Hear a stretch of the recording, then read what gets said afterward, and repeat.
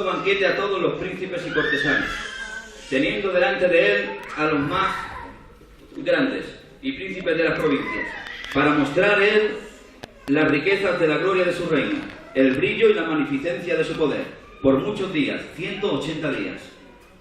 Amén. Vamos a dar un aplauso a la palabra del Señor que vamos a siempre.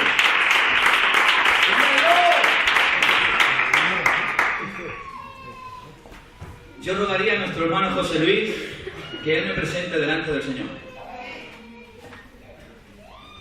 Señor Jesús y Padre Celestial, Señor, muchas gracias por lo que llevamos del mundo, Señor. Y gracias, Señor, porque tú te haces notorio en esta tarde entre medio de nosotros. Ahora mira tu palabra, Señor. Te quiero pedir por tu siervo John, Señor. Gracias. Que tú has puesto en su corazón. Gracias, Señor.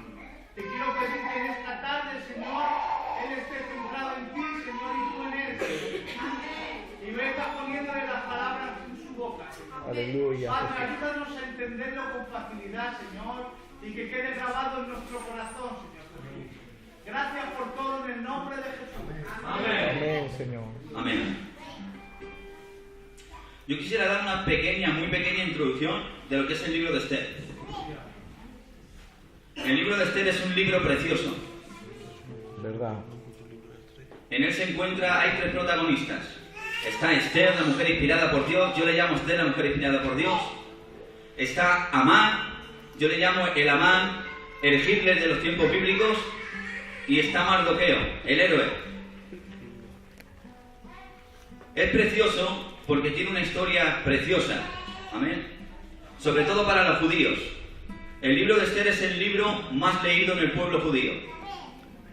Ciertamente, cuando leen que Dios los libró de Faraón y que cruzaron el Mar Rojo, sienten gozo. Porque imagínense que en la Biblia hay una historia donde dice que Dios libró al pueblo gitano de Faraón.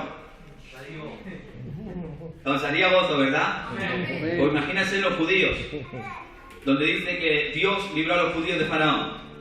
Pero si esto lo leen con gozo, con mucho más gozo leen el libro de Esther. Porque en el libro de Esther se registra la historia de Amán. Los judíos le llaman Amán el malvado, porque llegó a tener un tan alto rango en el reinado del rey Asuero que levantó un decreto contra los judíos para que los exterminaran. Él mandó a que le hicieran reverencia, pero los judíos habían prometido al Señor que no adorarían, no volverían a adorar a ídolos, ni se postrarían sobre hombre alguno. Entonces Mardoqueo, como un buen judío, cumplió la promesa que le hizo al Señor y no se quiso postrar ante él. Amán le cogió, diría yo, coraje, le cogió odio, y fue ante el rey y le permitió levantar un decreto sobre la exterminación de los judíos. Pero Dios estuvo con Mardoqueo y estuvo con Esther. Para que sepan, en el libro de Esther es el único libro de la Biblia donde no se menciona el nombre de Dios en ninguna parte. Pero sin duda podemos ver la providencia de Dios, inspirando a Esther para ser una mujer diferente entre todas, porque yo creo en las mujeres inspiradas por Dios. Inspirando a Mardoqueo, según los historiadores dicen que Mardoqueo llegó a tener un cargo muy grande en el reinado de Asuero. Y en el libro de Esther también se encuentra en el capítulo 8, versículo 9, el versículo más largo de la Biblia. Amén. Y yo quisiera ya entrar en el mensaje. Aleluya. Dice la palabra que el rey Asuero en el tercer año de su reinado hizo un banquete delante de todos los príncipes y cortesanos, delante de todos los grandes de Persia y de Media. Dice la palabra para mostrar la magnificencia de su reino. Él quería mostrar el poder y la gloria de lo que él tenía. Todo dice la palabra que hubo un banquete y no era cualquier banquete. El banquete duró 180 días, medio año. Medio año de banquete sirviendo con respeto de los hábitos que hay, los mejores vinos. Dice la palabra que los servían en diferentes vasos de oro. Los mejores vinos, las mejores comidas, mostrando la gloria de su reino. Todo, por supuesto, material. Pero no tuvo en cuenta que el verdadero rey era Jehová, porque no hay otro rey fuera del verdadero rey. Amén. Aleluya. Dice la palabra que llegó un momento en el que el rey Asuero estaba alegre de lo que había bebido y dice que mandó a llamar a la reina. Llegó un momento en que ya se cansó de mostrar, ya no quería mostrar la arquitectura del palacio, ya no quería mostrar las diferentes copas de oro con los mejores vinos, ni siquiera quería mostrar el anillo de la autoridad real, sino que él llegó un momento en el que quería mostrar para él lo más preciado del reino. Ya no era la arquitectura, ni el oro, ni las comidas. Para él lo más preciado del reino era la reina. ¿Cómo no? Un reinado sin reina, ¿verdad? Dice la palabra que delante de todos los grandes mandó a llamar a la reina Vasti a que se presentara con la corona bien puesta, para que delante de todos mostrara la belleza de la reina, pues dice la palabra que la reina era de hermoso parecer. Amén.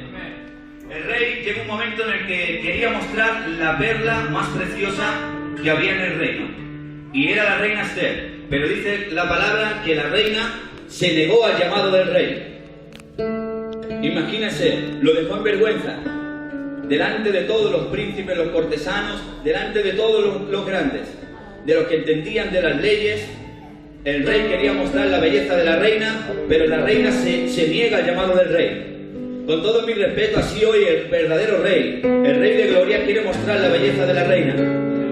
Quiere mostrar a una iglesia sin mancha ni arruga, a un mundo que vive en pecado, ¿verdad? Pero así como a la reina Vasti, a la iglesia en ese aspecto a veces nos cuesta obedecer la voz del rey, porque obedecer a ese llamado cuesta mucho.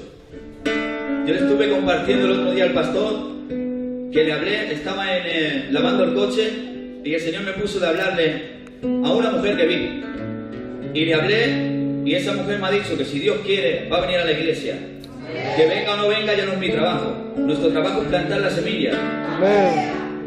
El que trae convicción de pecado es el Espíritu, dice la palabra.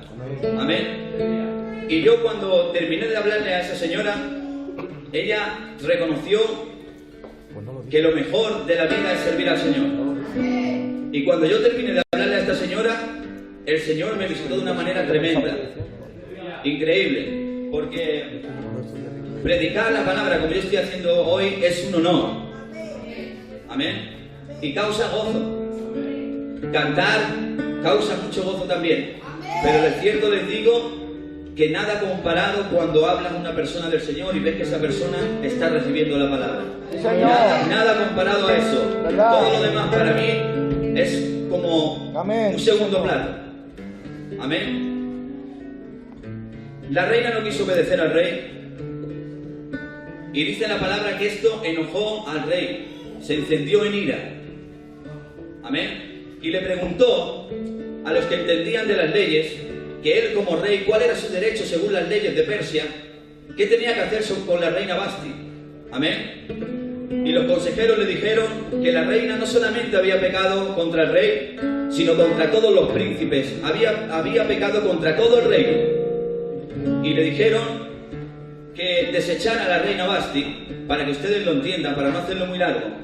Dice que el rey mande un decreto y esto se añada a las leyes de Persia y de Media, para que la reina Vasti no vuelva a presentarse ante el rey, porque si no las mujeres de todas las provincias cogerían ejemplo de la reina y tendrían en poco la voz del marido. Señor. Dijeron que este decreto se levantara en cada una de las lenguas del pueblo para que todos tuvieran en cuenta que la voz del marido era la autoridad y la tenían de obedecer. Pero si el rey no desechaba a la reina, entonces dicen que las mujeres también cogerían ejemplo y tendrían en poco a sus maridos. Amén. Señor. Dice que esto se hace, el rey, para no hacerlo largo, desecha a la reina Vasti, pero al tiempo dice que se acordó de la reina. Y el rey, estando entristecido, los hombres de confianza le dijeron, si le parece bien al rey, su majestad, que vengan mujeres, para que ustedes entiendan, mocitas, mujeres bellas delante del rey, para que el rey vuelva a tomar reina en lugar de Vasti. Dice la palabra que esto agradó a los ojos del rey y dijo que así se haga. Entonces llamaron a todas las mujeres de las provincias. Había 120 provincias, por lo menos una de cada provincia. Estaban allí y dice la palabra que estando allí estuvieron ataviándose durante 12 meses. 12 meses ataviándose. Sí, señor. Dice la palabra que durante 6 meses estuvieron dándose baños de mirra Durante otros 6 meses le daban los mejores atavíos que habían en el reino, los mejores vestidos, las mejores joyas. Imagínense, candidatas a ser reinas, ¿verdad? Y entre ellas estaba Esther. Había una mujer llamada Esther, que yo la llamo inspirada por Dios. ¿Saben por qué? Porque todas las mujeres estaban ataviándose, pero dice que la reina Esther se ganó el consejo del hombre de confianza del rey. Si se dan cuenta, Esther hizo algo diferente a todas las demás. Y esto es lo que a mí me llama la atención de Esther. Amén. Porque mientras todas estaban afanadas por cómo ellas querían verse delante del rey, las mujeres, porque las mujeres son muy coquetas, ¿verdad? Amén, ríanse, que Dios le ama, como dice. Entonces se sonríe, yo le digo ríanse. Dice la palabra que mientras estas mujeres estaban todas afanadas por cómo ellas querían verse ante el rey, Esther lo que hizo fue ganarse el consejo del hombre de confianza del rey, para saber cómo el rey quería ver a una doncella. Qué diferencia, ¿verdad? Solo una mujer inspirada por Dios puede hacer algo diferente a las demás. Solo una mujer y un hombre inspirado por Dios, sí, señor, quieren saber cómo el rey los quiere ver a ellos. Amén. ¿Verdad? Ellas estaban muy afanadas por cómo se presentarían ante el rey, pero Esther dijo, no, yo voy a enterarme a ver cómo el rey quiere verme a mí. Sí, señor, qué bueno. Amén. Amén.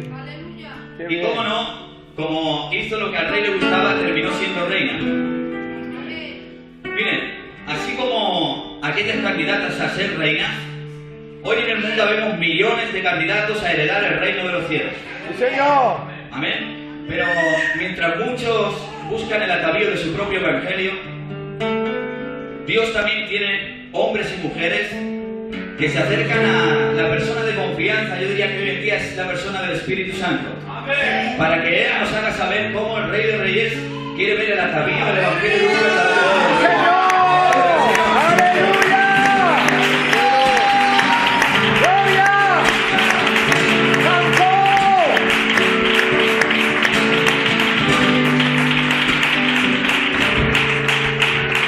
Amén. Amén. ¿Usted se quiere ataviar conforme al Rey le gusta? Amén. Voy a volver a repetir. ¿Usted se quiere ataviar conforme al Rey le gusta? Amén. Tenemos que hacer algo para eso. El hombre de confianza del rey llevaba a las candidatas o a las doncellas al cuarto de las mujeres, dice la palabra, donde estaban los mejores atavíos, los mejores vestidos, las mejores joyas, las mejores cosas para presentarse ante un rey. Pero yo diría que nuestro consejero hoy no nos va a llevar a nuestro armario donde tenemos la mejor corbata de predicador, no nos va a llevar a cosas externas. Hoy puedes predicar con una camisa y mañana predicar con una camiseta de manga corta, es lo mismo. Lo que transmite no es lo que llevo puesto, sino lo que sale de mí. Amén. Para mí es lo importante.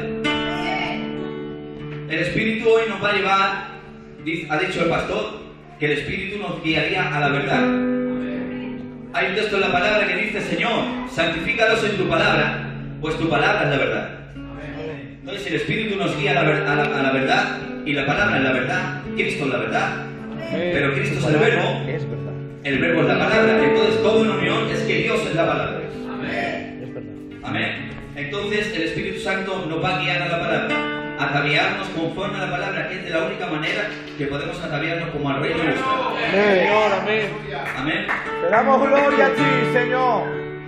Y yo pienso que cuando llegamos a Cristo, la palabra dice que a nosotros nos ha sido dada la mente de Cristo, pero a partir de ahí, bajo mi punto de vista o mi conocimiento, hay un proceso de renovación. Amén. Y yo creo que el primer atavío que un hijo del reino tiene que tener es una mente renovada. Efesios 4:22 dice, renovaos en el espíritu de vuestra mente y vestíos del nuevo hombre creado según Dios en la justicia y la santidad de la verdad. Nosotros cuando pensamos en el hombre creado según Dios, pensamos en Adán. El hombre creado según Dios, al hombre que creó Dios, Adán. Pero dice del nuevo hombre. ¿Saben por qué? Porque si alguno está en Cristo, nueva criatura es. Nosotros pertenecemos a una nueva creación de reyes y sacerdotes. Amén. Amén. Entonces dice que nos vistamos de justicia, de santidad, para estar revestidos de la verdad. Nosotros no podemos vestirnos de justicia porque no somos lo suficientemente justos. Ni podemos vestirnos de santidad porque no nacemos santos. ¿Por qué somos justos y santos? Por medio de la santidad y la justicia impartida de Cristo a nosotros. Nosotros pertenecemos al cuerpo de Cristo. Entonces Cristo, como es justo y es santo, nosotros posicionalmente somos justos y santos delante del Rey de Reyes. Dale un aplauso al Señor.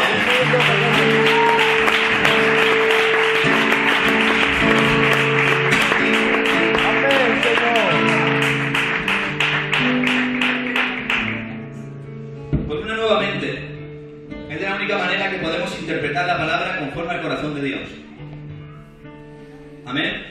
Dice la palabra: no conformados en este siglo, sino más bien ser renovados por medio, no ser transformados por medio de la renovación de vuestro entendimiento. Amén.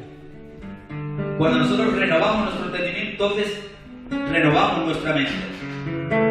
Y para no ser largo, yo tengo 3 o 4 punticos. Si el Señor me deja, los daré. Si no, pues 1 o 2, los que el Señor me deje transmitir. Como dice el pastor, una nueva mente produce un cambio de actitud. Sí, Señor. Cuando nosotros renovamos nuestra mente, hay unos nuevos pensamientos que poner en obra. Entonces, si esos pensamientos los ponemos en obra, cambiamos de actitud. Amén. El que robaba ya no roba. El que mentía ya no miente. Amén. Un nuevo estilo de vida. Entonces, cuando renovamos nuestra mente, tenemos que tener un cambio de actitud que hable de esa renovación. Es como decir que la fe sin obras. La fe sin obras es muerta. ¿Por qué? Porque una fe que no habla no es fe. Amén. Nosotros tenemos que hacer obras que hablen de nuestra fe. Esto estábamos hablando el hermano José Luis y yo el otro día. Amén. Una persona que no tiene obras de fe tiene una fe muerta. ¿Por qué? Porque no habla con sus obras. Amén. Y yo les quiero hablar de un cambio de actitud. El cambio de actitud, por ejemplo, de Pedro. Hubo un joven rico que se acercó al maestro y le dijo: Maestro, ¿qué tengo que hacer para heredar la vida eterna? El maestro le dijo: guarda los mandamientos. Él dijo: esto lo hago desde mi niñez. Pues una sola cosa te falta. Vende lo que tienes y dáselo a los pobres. Dice que este joven se entristeció y se fue. Y Pedro, bueno, acercándose a los discípulos, dice que Pedro dice: bueno, maestro, ¿qué tendremos nosotros entonces que lo hemos dejado todo? Yo creo que Pedro todavía no era Pedro. Todavía le quedaba algo de Simón. Cuando el Señor Jesucristo muere y resucita, entonces se convierte en el verdadero Pedro. Este joven rechaza al maestro por sus riquezas, y Pedro se hubiera tenido que entristecer con aquel joven de ver que un joven había rechazado al maestro por su riqueza, ¿verdad? Pero lo que hace Pedro es compararse y decir: bueno, él rechazó por su riqueza, entonces ¿qué voy a tener yo que lo he dejado todo? Pero fíjese qué diferencia cuando verdaderamente, como digo yo, era Pedro. Después de la resurrección de Cristo, dice la palabra que Pedro, llegando al templo de la Hermosa, había allí un paralítico. Y esto es lo que a mí me llama la atención. ¿Qué cambio de actitud? Él al principio dijo: maestro, ¿qué tendré? Pero ahora llega al templo de la Hermosa y dice: lo que tengo, te doy. En el nombre de Jesús de Nazaret, levántate y anda. Porque él había entendido que ya no tenía nada más que recibir. Él había entendido que él ya había recibido para poder dar. Amén. Nosotros, sí, Señor, casi todos nos pasamos la vida viniendo al culto y diciendo: Padre, dame, Señor, Padre, quiero recibir esto, quiero recibir aquello. Y es bueno porque la palabra dice: pedid y recibiréis. Amén. Es bueno, pero tenemos que entender de una vez que nosotros ya hemos recibido la potestad de ser llamados hijos de Dios. Hemos recibido el poder del Espíritu Santo. Hemos recibido la autoridad del nombre que es sobre todo nombre, Jesús de Nazaret. Amén. Entonces llega un momento en el que ya no tendremos que saber que ya hemos recibido de parte de Dios para poder dar. Amén. Qué bueno. Pedro, cuando reconoció lo que él tenía, ya no dijo: maestro, ¿qué tendré? Sino que lo que he recibido de ti es lo que doy. Amén. Esto fue un cambio de actitud, diría yo, fuerte. Pero otro cambio de actitud, por ejemplo, el gran apóstol Pablo. Dice la palabra que llegando al templo de la Hermosa, llevando camino a Damasco, se le aparece el Señor Jesucristo. Y el apóstol Pablo dice: ¿quién eres? Y dice: soy Jesús, al que tú persigues. Dura cosa te es dar coces contra el aguijón. Hay una cosa que a mí me llama la atención. Dice la palabra que Jesús quedó ciego. Ay, Jesús, perdón. El apóstol Pablo quedó ciego, perdió la vista, ¿verdad? Me llama la atención una cosa. Mientras el apóstol Pablo tenía sus ojos naturales, perseguía a Jesús. Cuando queda ciego es cuando verdaderamente lo ve. Esto me hizo saber que de la única manera que podemos ver las cosas en el Espíritu es haciendo que de los ojos de la carne queden ciegos. Pues dice la palabra que lo espiritual se acomoda a lo espiritual. Nosotros no podemos discernir las cosas del Espíritu estando en la carne. Amén. Entonces el apóstol Pablo, cuando verdaderamente vio a Jesús, cambió de actitud. Pero yo les quiero compartir, antes de hablar de esto, les quiero compartir algo sobre el alfarero. Jehová le dijo a Jacob, yo soy tu formador. En el principio, en el Génesis, dice que él nos formó. Hubieron una pregunta que dijeron que si verdaderamente Dios nos formó con sus manos o no. Porque dicen que Dios nos formó con sus manos, pero no lo relatan con la Biblia. Y yo, hablando de esto, miré en el hebreo y la palabra formador en el hebreo es la palabra alfarero. Entonces, si la palabra dice que Dios nos formó, significa que Él es nuestro formador. ¿Y qué usa el alfarero para formar? Las manos. Dígalo fuerte, ¿qué usa el alfarero para formar? Entonces, Dios nos formó con sus manos. Y yo lo creo. Si lo creen, denle un aplauso al Señor.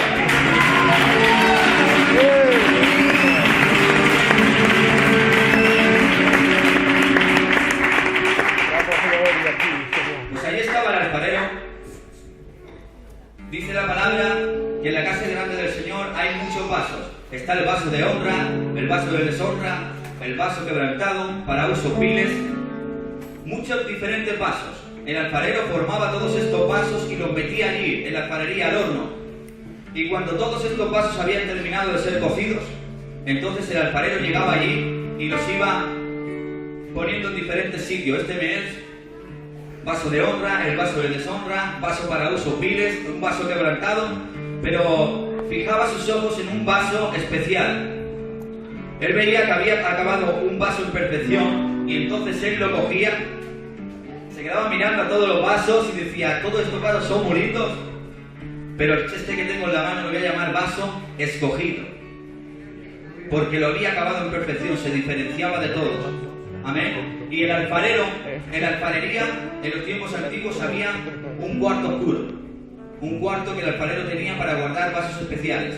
Y este vaso especial, que lo llamaba vaso escogido, lo metía en aquella habitación y a lo mejor, aunque era un vaso bello y escogido, estaba durante meses y a veces durante años en el cuarto del alfarero. Amén. Porque él sabía que un día llegaría un hombre de dinero y le diría al alfarero, necesito el mejor vaso que tenga porque tengo unos invitados de honor. Entonces llegaba el alfarero y iba a aquel cuarto donde estaba aquel vaso escogido, a lo mejor durante años, y le sacaba aquel vaso y le decía, este es el mejor vaso que puedo darte, esto es lo mejor que tengo. Pero antes de venderlo hacía una cosa. Antes de vendérselo lo cogía y le ponía su firma, le ponía su nombre, entonces se lo entregaba. Ahora, ¿qué dijo Jesús del apóstol Pablo? Le dice a Ananías, Jesús, ven, hablando del apóstol Pablo, porque vaso escogido me es este. La palabra vaso significa vasija. Jesús, entre todos los judíos que había, vio a uno que era escogido. Ese es el gran apóstol Pablo, para mí el mayor de los apóstoles. Para mí. Pero el alfarero tenía un cuarto oscuro donde metían el vaso escogido. Entonces el apóstol Pablo, como fue escogido por el gran alfarero, el apóstol Pablo estuvo, antes de ejercer en el ministerio, 3 años en el desierto. Estuvo 3 años recibiendo la revelación del nuevo pacto. Por eso él dijo que a él el evangelio no lo había sido aprendido de hombre alguno, sino por revelación directa de Jesucristo. Amén. Él, como el vaso escogido del alfarero, estuvo 3 años en el desierto, ¿verdad? Pasando mucho frío, mucho calor, mucha necesidad, pero recibiendo la revelación. Estuvo luego durante otros 17 años haciendo carpas. El apóstol Pablo era carpista.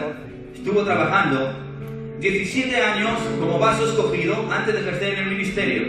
¿verdad? Pero cuando el alfarero lo sacó de aquel cuarto oscuro y lo sacó a la luz, entonces el apóstol Pablo pudo decir, ya no vivo yo, mas Cristo vive en mí. Y él tenía las manos del alfarero.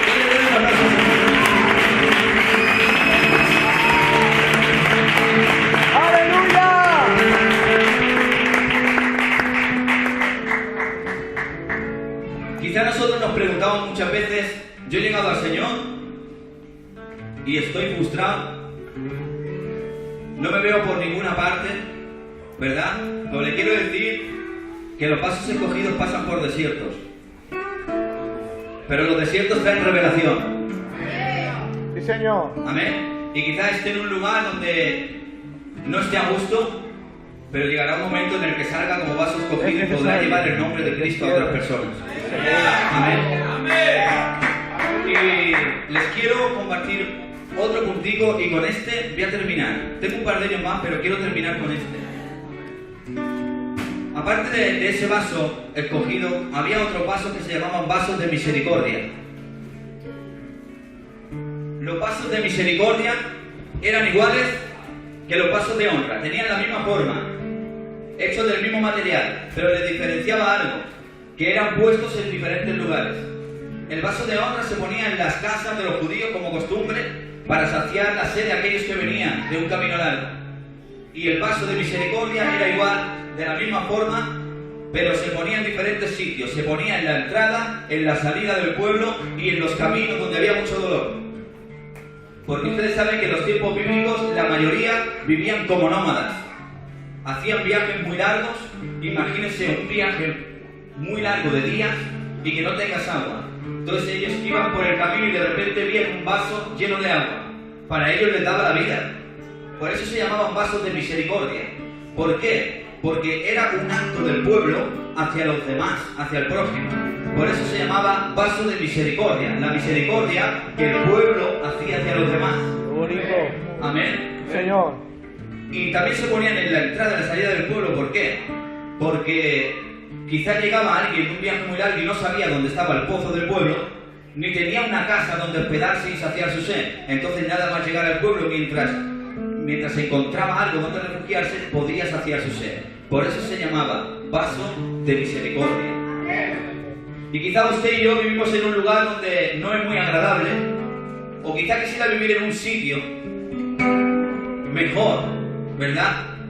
Pero Dios sabe dónde poner a las personas, amén. Quizá vivamos en lugares donde hay mucho dolor, mucha necesidad de Dios, sobre todo necesidad de Dios, en lugares oscuros, dicha la palabra, por el pecado, lugares muy contaminados por el pecado. Pero le quiero decir algo.